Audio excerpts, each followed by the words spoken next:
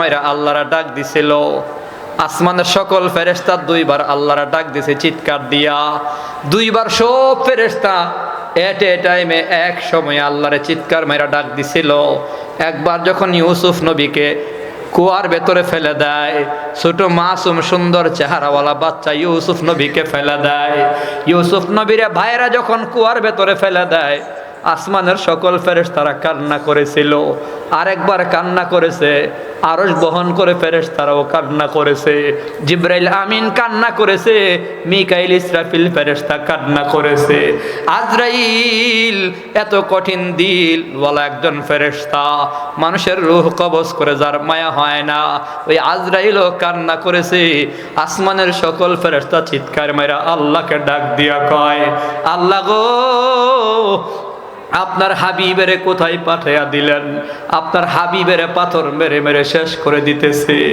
গভীর মনোযোগ দিয়ে শোনো ও মুসলমান নবীর উম্মতেরা, আসমানের সকল ফেরেশতারা আল্লাহর কাছে বিচার দেয়। আপনার আমার নবীর চিৎকারের সাথে সুর মিলাইয়া আসমানের সব ফেরেশতা আল্লাহরেও বলে, আল্লাহ কোথায় আপনার হাবিবেরে পাঠিয়ে দিছেন? তায়েফের ময়দানে পাথর মেরে মেরে নবীকে শেষ করে দিতেছে গো আল্লাহ। নিশ্চয় নবী আপনি হলেন আখলাকে আজিমা ওয়ালা সর্বোত্তম চরিত্রের অধিকারী, বলেন সুবহানাল্লাহ। আপনার আমার নবী হলেন আখলাকে আজিমা ওয়ালা আখলাকে আজিম। আরে খুলুকে আজিম আখলাকে আজিমা কারে বলে? আখলাকে আজিমা ওয়ালা নবীর বৈশিষ্ট্য হলো 63 বছর জীবনে কাউরে গালি দেয় নাই। 63 বছরের জীবনে আমার নবী কাউরে ধমক পর্যন্ত দেয় নাই। নিজের স্বার্থে কখনো কাউরে থাপ্পড় দেয় নাই, কাউরে গালি দেয় নাই, কাউরে বকা দেয় নাই। নিজের স্বার্থে কখনো কারোর সাথে খারাপ আচরণ করে নাই। 63 বছর কাটাইয়া দিলেন। আনাস ইবনে মালিক রাদিয়াল্লাহু আনহু বলে, খাদামতুন নাবিয়্যা সাল্লাল্লাহু আলাইহি ওয়াসাল্লাম 10 সিনিন, 10 বছর নবীর খেদমত করেছি। লা ক্বালা লি উফিন, 10 বছরে একদিনও নবী উফ শব্দ করে নাই। অর্থাৎ 63 বছরের জীবনে আমার নবী কখনো কাউরে ব্যক্তিগত স্বার্থে কখনো ধমক পর্যন্ত দেয় নাই। জোরে বলেন সুবহানাল্লাহ। ধমকও দিছে না নবী, ধমকও দেয়নি। আর আজকে তুমি দাওয়াতের সাথী দাবি কইরা সেই নবীর উম্মত হইয়া নবীওয়ালা কাজের দাবি কইরা সেই নবীর নবীওয়ালা কাজ করো, এই কাজের সাথী দাবি কইরা রাতের আধারে রামদানিয়া ছড়ি চাক্কু নিয়া টঙ্গীর ময়দানে নিরীহ সাথীদের উপর হামলা করে 3 জনকে শহীদ করে দিলা, অর্ধশত সাথীকে হাসপাতালে ভর্তি করে দিলা। কখনো তোমরা তবলিগের সাথী হতে পারো না। সন্ত্রাসী কাজের দ্বারা প্রমাণ করেছো তোমরা সন্ত্রাস লীগের সদস্য।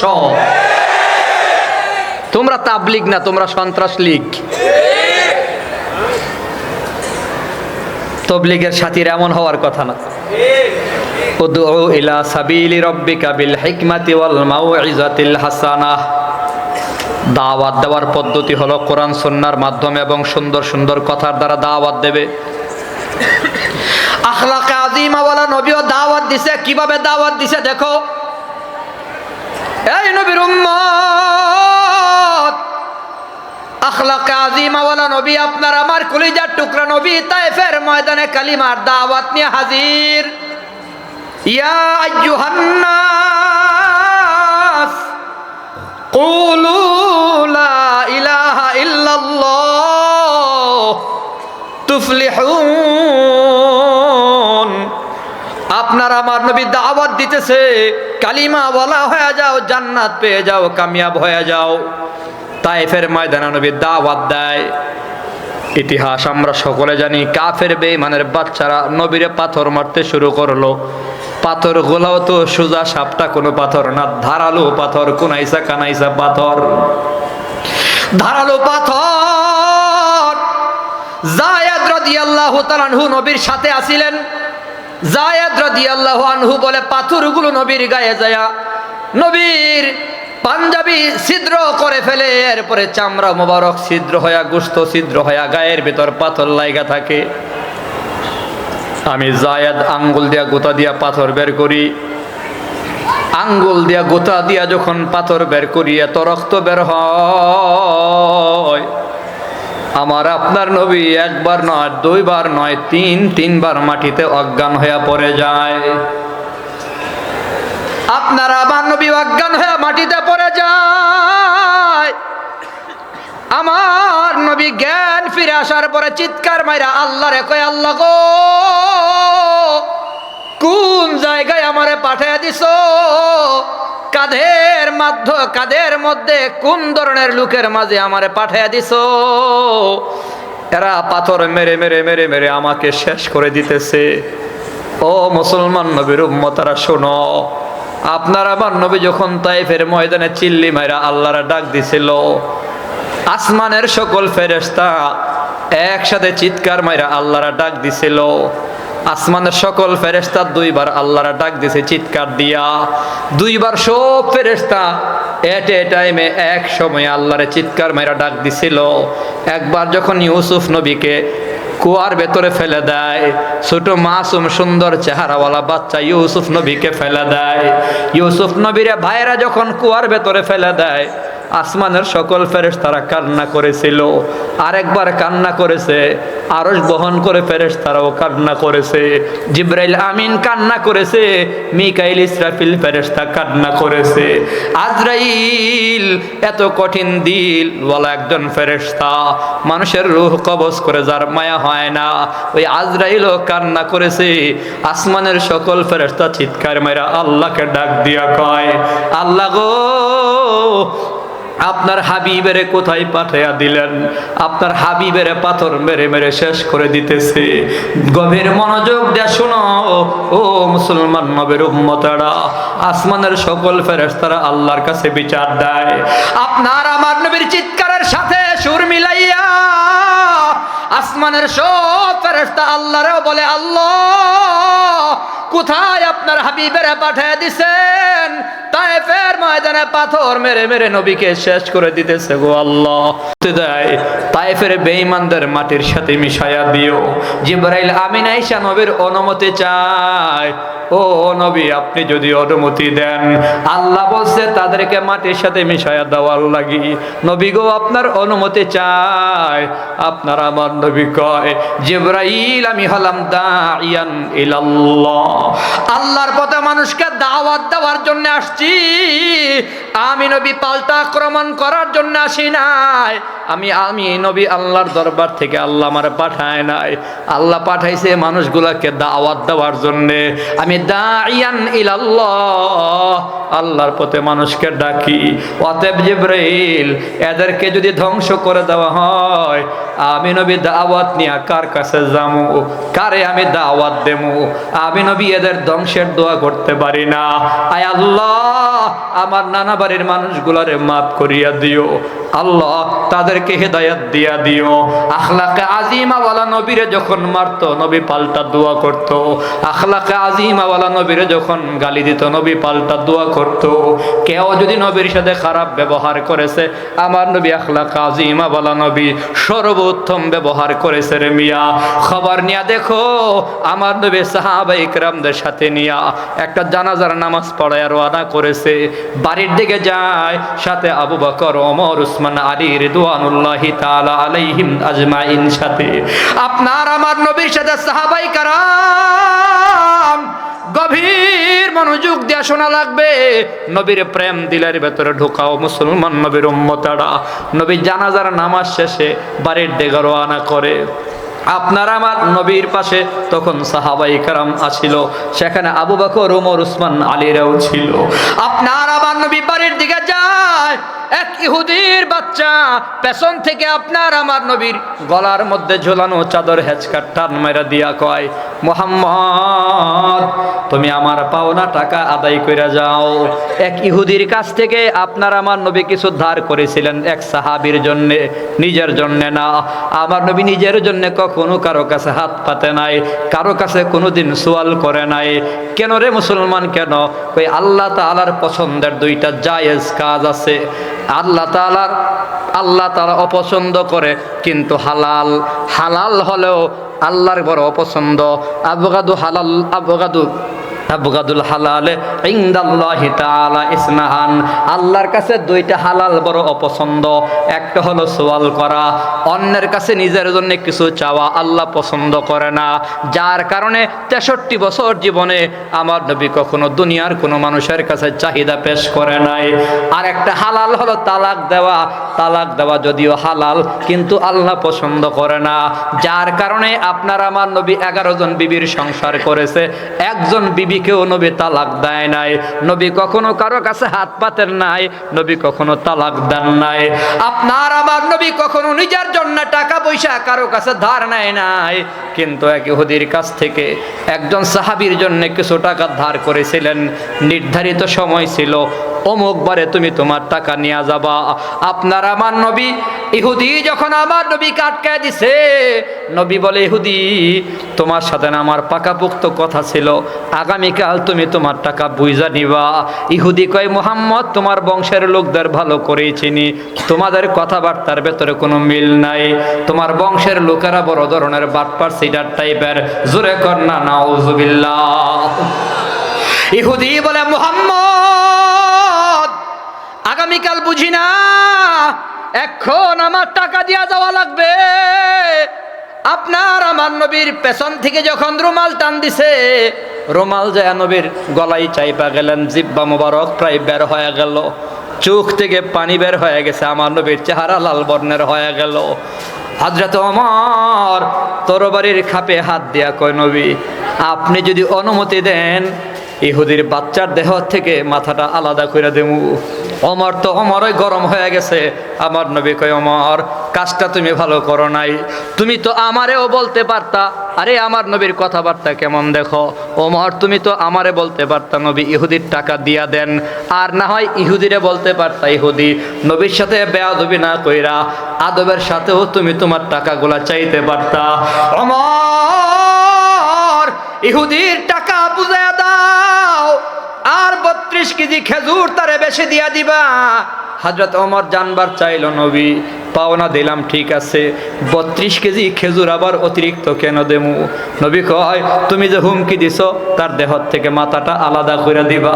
তারে ভয় দেখাবার কারণে, হুমকি দেওয়ার কারণে আমি নবী তোমার উপর জরিমানা করলাম, 32 কেজি খেজুর তারে দিয়া দিবা। হযরত ওমর তার পাওনা টাকা দিয়া দিল, 32 কেজি খেজুরও বাড়াইয়া দিয়া দিল। ইহুদি আবার হযরত ওমরকে জিজ্ঞাসা করে, ওমর বুঝলাম মুহাম্মদ আমার পাওনা আদায় করেছে, আজকে তো পাওনা আদায় করার কথা ছিল না। মুহাম্মদ মদিনার নেতা, সর্দার, বিচারক মুহাম্মদ নবী। আমরা ইহুদিরাও মুহাম্মদ নবীর বিচারক হিসেবে মাইনা নিছি। আমার মুহাম্মদ তো চাইলে আমার দেহ থেকে মাথাটা আলাদা করে দিতে পারত, কিন্তু আমার পাওনা আদায় করলো। আরেকটা বিষয় বড় জানবার বিষয়, পাওনা আদায় করছে বুঝলাম, কিন্তু 32 কেজি খেজুর কেন দিল? হযরত ওমর কই, ইহুদি রে, ইহুদির বাচ্চা শোন, আমি যে তোরে ভয় দেখাইছি, তোর দেহ থেকে মাথাটা আলাদা করে দেব নাকি? হুমকি দেওয়ার কারণে নবী আমার উপর 32 কেজি খেজুর জরিমানা করেছে। ইহুদি আবার বলে, ওমর তুমি কি আমারে চিনছো? ওমর বলে, না। ইহুদি তার পরিচয় দিয়া বলে, আমি হলো বারাই। হযরত ওমরের চুপ তখন বড় বড় হয়ে গেল। বারাই তো ইহুদিদের মধ্যে বড় একজন আলেম, স্বনামধন্য আলেম। বারাই তোমার নাম শুনছি জীবনে বহু, আজকে প্রথম দেখলাম তুমি কিভাবে এত বড় আলেম হইয়া মুহাম্মদ নবীর সাথে বেয়াদবি করলা। বারাই কয়, ওমর পরীক্ষা করার জন্য নবীর সাথে বেয়াদবি করেছি। ইহুদি আলেম হওয়ার কারণে জানতে পেরেছি মুহাম্মদ নবী কেমন হবে, মুহাম্মদ নবীর চেহারা সুরত কেমন হবে, বডির অবয়ব কেমন হবে, চোখ কেমন হবে, কপাল কেমন হবে, সব পড়েছি। হুবহু আব্দুল্লাহর ছেলে মুহাম্মদ, বর্তমান যে মুহাম্মদ দেখা যায়, তোমরা যারা নবী মনে করো, তার সাথে কিতাবের পড়া হুবহু মিল লাগেছিল। আর একটা বিষয় জানার বিষয় ছিল, কিতাবের ভেতরে আছে আখিরুজ্জামানের নবী মুহাম্মদ আচরণ বড় ভালো করে, তার সাথে খারাপ ব্যবহার করলে পাল্টা ভালো ব্যবহার করে, তার কেউ আঘাত করলে পাল্টা নাকি সে আদর সোহাগের বিনিময় ব্যবহার করে, খারাপ আচরণের পাল্টা ভালো ব্যবহার কিতাবে পড়ছি। আজকে প্রমাণ পেয়ে গেছি। আমি মুহাম্মদের গলায় চাদর লাগাইয়া দিলাম, আমি মুহাম্মদ নবীর কষ্ট দিলাম, আমারে উল্টা সব দিয়া দিল, উল্টা আরো 32 কেজি খেজুরও বাড়াইয়া দিল। আমার খারাপ ব্যবহারের বিনিময়ে মুহাম্মদ নবীর ব্যবহারের দ্বারা প্রমাণ হয়ে গেছে মুহাম্মদ নবী সত্য নবী, কোনো সন্দেহ নাই। ওমর, তোমারে সাক্ষী রাইখা আমি তোমার সামনে কালিমা পড়ে মুসলমান হয়ে গেলাম। রাদিতু বিল্লাহি রাব্বাও ওয়া বিল ইসলামি দীনাও ওয়া বিমুহাম্মাদিন নাবিয়্যা ওয়া রাসূলা। ওমর, আমি সাক্ষী দিলাম আল্লাহর উপর রাজি হয়ে গেলাম, সাক্ষী দিলাম মুহাম্মদ আমার নবী, সাক্ষী দিলাম ইসলাম আমার ধর্ম, তোমাকে সাক্ষী রেখা আমি কালিমা পড়ে মুসলমান হয়ে গেলাম। চিৎকার মেরে কোন আল্লাহু আকবার। আখলাকে আজিমাওয়ালা নবীও দাওয়াত দিছে। আমার নবী দাওয়াত দিছে, নবীরে মারতো, নবী গালি দিত না, পাল্টা আঘাত করতো না। আর তুমি নবীওয়ালা কাজের দায়িত্ব কান্দে নিয়ে ঘুরো, সুযোগ পাইলে ছুরি ঢুকাইয়া দাও। ফাইজলামি পাইছো? নবীওয়ালা কাজ হবে, নবীর ওয়ারিস উলামায়ে কেরামের তত্ত্বাবধানে, কোন সন্ত্রাসীদের দ্বারা নবীওয়ালা কাজের দরকার নাই। তোমাদের মতো সন্ত্রাসদের আমরা চিনে ফেলেছি। তোমরা কার দালালি করতেছো সেটা জাতি বুঝে গেছে। তোমরা তারাই যারা একবার আনসার লীগ হয়ে আসছিল, তোমরা তারাই যারা একবার রিক্সা লীগ হয়ে মাঠে আসছিল, তোমরা তারাই মাঝখানে ইসকন লীগ হয়ে মাঠে নামছিলা। আপারে খুশি করার জন্যে, আপারে আবার গতিতে বসাবার জন্যে তোমরা আবার গাট্টি গুল কইরা তবলিগের সাথীও দাবি করো, প্রতি বিপ্লব ঘটাবার জন্যে। মনে রাখো, সন্ত্রাসী শেখ হাসিনার জায়গা বাংলার জমিনে হয়নি, তার দালালের জায়গাও বাংলার জমিনে হবে না। ওপারের ভয় আমাদের দিলে নাই, ওপার থেকে ভয় দেখায়। তার কাটার বেড়া সিরাবিরা বাম ব্রাহ্মণবাড়িয়া ঢুকে যাইব। আগরতলায় দেখছেন না, আগরতলায় খুব উৎপাত করছিল, ঢুকে যাইব। আমি দেখছি আবার সীমান্তে তার কাটার থেকে আরো প্রায় 600 মিটার দূরে আরেকটা তার কাটার বেড়া বানাইছে নিজেরা। বানায়া সেরা ঠেলাঢিলি করে আবার এপাশে নিজেদের বিএসএফ পুলিশ দাঁড় করায় রাখছে। আমরা দৌড় দেবো বাংলাদেশের দিকে ঢুকে যাইবার লাগি, তোরা কিন্তু আটকাইস। কারণ যদি ব্রেক ফেল করে ঢুকে যাই ব্রাহ্মণবাড়িয়ায়, তো ব্রাহ্মণবাড়ির পোলাপাইন যেই খারাপের খারাপ কাশি লয়ে বয়ে রইছে, সব গোলারে মুসলমানি কইরা ছাইরা দিব। ব্রাহ্মণবাড়িয়া আলাদা একটা জিনিস, কথা কোন ঠিক কিনা? এখানে কোনো বেঈমানের ছাড় ছিল না, কখনো ছাড় পাবে না। ওরা আমাদের ভয় দেখায়, হুমকি দেয়, বাংলাদেশ দখল করে ফেলবে। আমরা শান্তি চাই, পরিষ্কার ভাষায় ভারত প্রতিবেশী দেশ হিসেবে আমরা শান্তি চাই, মোহাব্বত চাই, ভালোবাসা চাই, বুকের সাথে বুক লাগাইয়া চলতে চাই, প্রতিবেশী সাথী বন্ধু হয়ে চলতে চাই। কিন্তু তারা যদি আমাদের গোলাম বানাবার চেষ্টা করে, তাদেরকে প্রভু হিসেবে মেনে নেওয়ার মতো সিদ্ধান্ত আমাদের নাই। বরং আমাদের উপর যদি প্রভুত্ব দেখাতে চাই, ভারত দখলের সিদ্ধান্ত আমাদের আছে। আমরা মানুষ কম হইলেও কইলজা বড়। কারণ আমাদের কোনো বিমান কামানের দরকার নাই, আমাদের ইমানের দরকার। কথা কন ঠিক কিনা? আরে বদর যুদ্ধে আমি একটা হিসাব করেছি, আপনারা দেখেন মিলে কিনা। বদর যুদ্ধে 313 জনের বিপরীত ছিল 1000 কাফের, অর্থাৎ কাফেরদের সংখ্যা 1000, মুসলমানের সংখ্যা 313।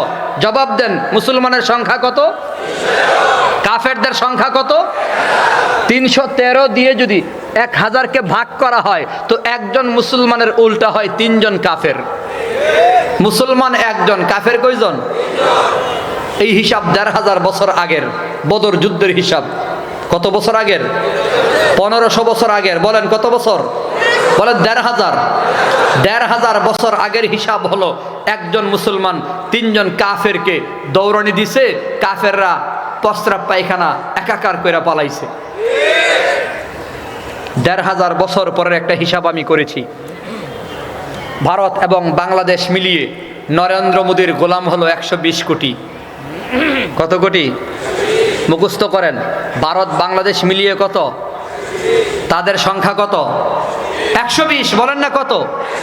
১২০ কোটি। আর ভারত বাংলাদেশ মিলিয়ে মুসলমানের সংখ্যা হলো ৩৬ কোটি। অর্থাৎ বাংলাদেশে মুসলমান ১৬ কোটি, ভারতে আছে ২০ কোটি। ২০ আর ১৬ ৩৬। কত? ৩৬ কোটি দিয়া ১২০-এর আমি ভাগ করে দেখছি, একজনের উল্টা ৩ জন। আল্লাহু আকবার বলেন না। একজনের উল্টা কয়জন? একজনের উল্টা কয়জন? যদি তারা যুদ্ধ করতে চায় তো আমাদের একজন মাত্র ৩টারও দৌড়াইতে হইব।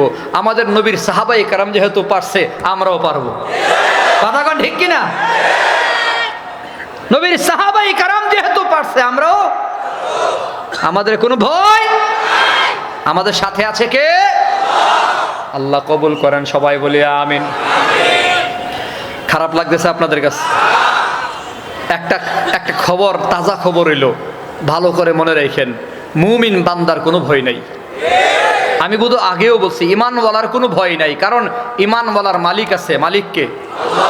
সবাই তো আওয়াজ দেয় না। আর জোরে কর না, কে? আপনার আমার মালিক কে? যার মালিক আছে তার ভয় নাই। ভারতের ভয়, তাদের মালিক নাই। এদের মালিক হইল গরু, ঠিক নি? এরা গাভীরে মা ডাকে। আমি আবার হিসাব করে দেখলাম কোন কোন জায়গায় গাভীরে প্রভুও ডাকে।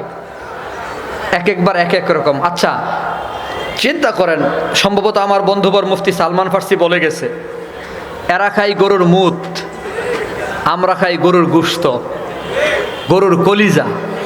যারা মুত খায়, গোবর খায়, এরা হুমকি দেয় কলিজা যারা খায় তারারে।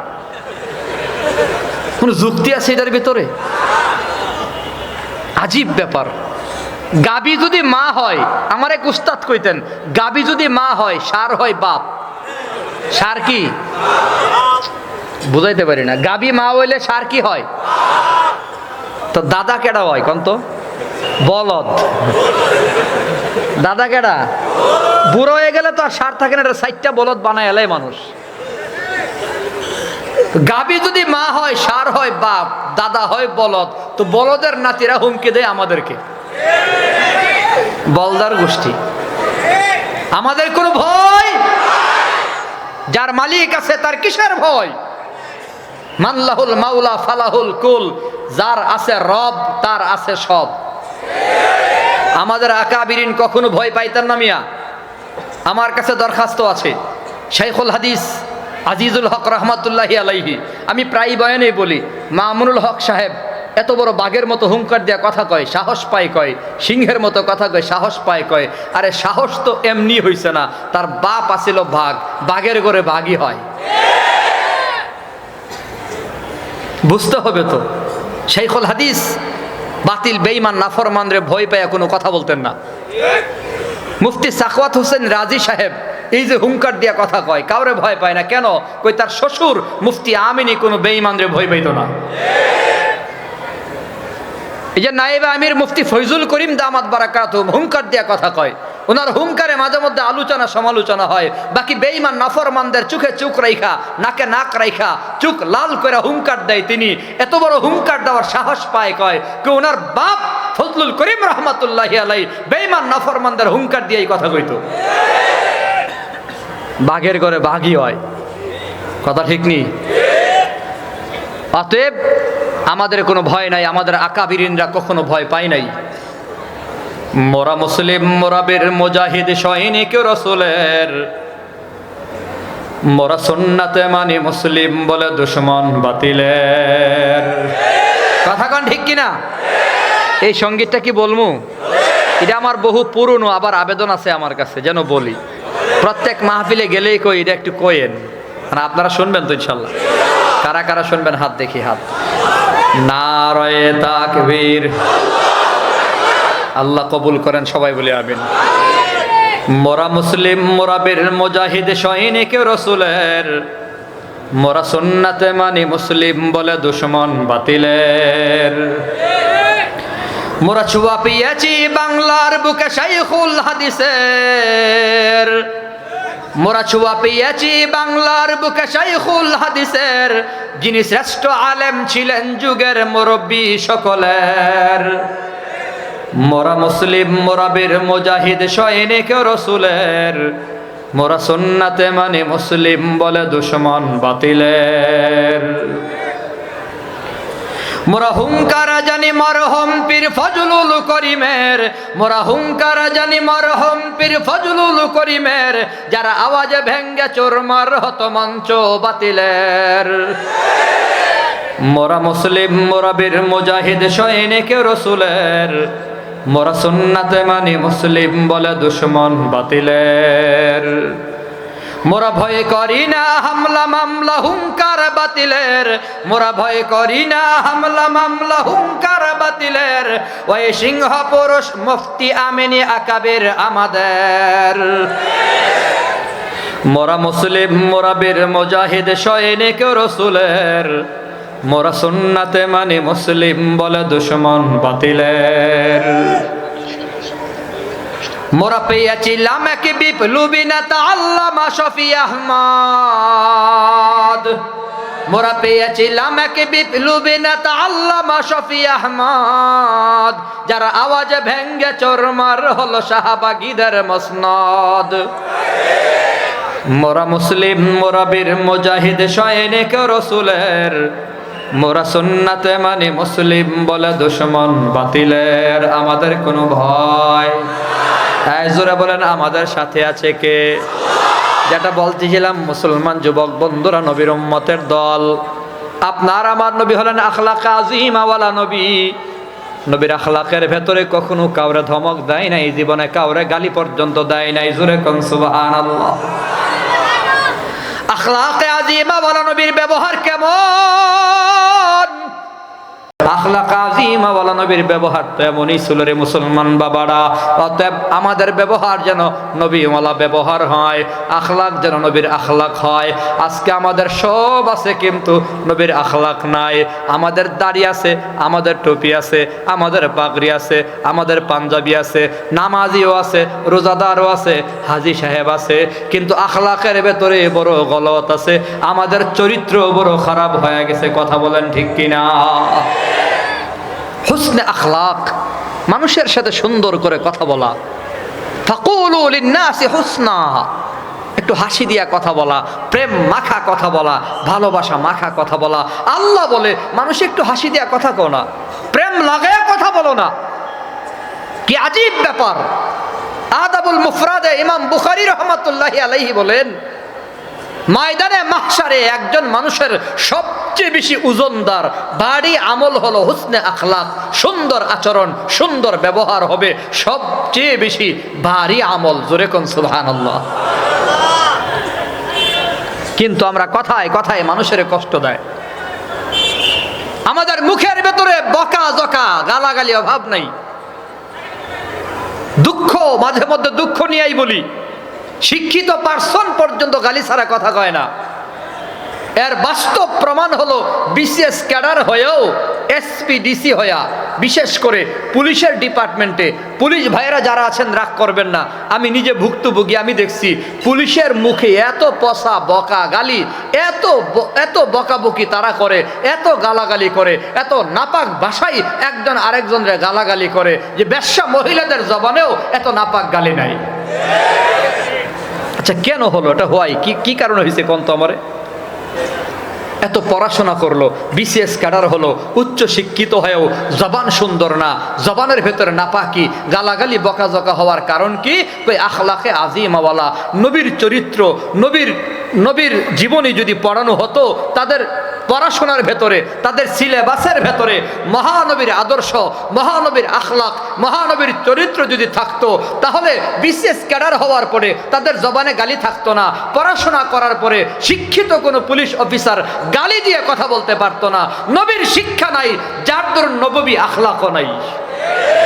এই জন্যে আমাদের শাইখুল হাদিস ইবনে শাইখুল হাদিস আল্লামা মামুনুল হকের একটি দাবি, চূড়ান্ত দাবি হলো বাংলাদেশের নিম্ন মাধ্যমিক, উচ্চ মাধ্যমিক সহ বাংলাদেশের কলেজ ইউনিভার্সিটিতে প্রত্যেকটা শিক্ষা প্রতিষ্ঠানে প্রত্যেকটা ক্লাসে নবীর চরিত্রের সবক তাদেরকে শিক্ষাদান করাতে হবে। আমাদের সবচেয়ে যেখানে গলত সেটা হলো, আমাদের এক উস্তাদ ছিলেন বরেণ্য মুফাসসির আনসারী সাহেব রহমতুল্লাহি আলাইহি। তিনি সব সময় বলতেন, একটা চরিত্রের একটা মন্ত্রণালয় যদি গঠন করা হইতো, চারিত্রিক মন্ত্রণালয়, আরেকজন মন্ত্রী দরকার ছিল আখলাকওয়ালা মন্ত্রী। এমন আখলাকওয়ালা মন্ত্রণালয় যদি থাকতো, আখলাকওয়ালা মন্ত্রী যদি থাকতো, আমাদের আখলাক ভালো হতো। আল্লাহ তাআলা আমাদেরকে নবীওয়ালা আখলাকি হওয়ার তৌফিক দেন। সবাই বলি আমিন।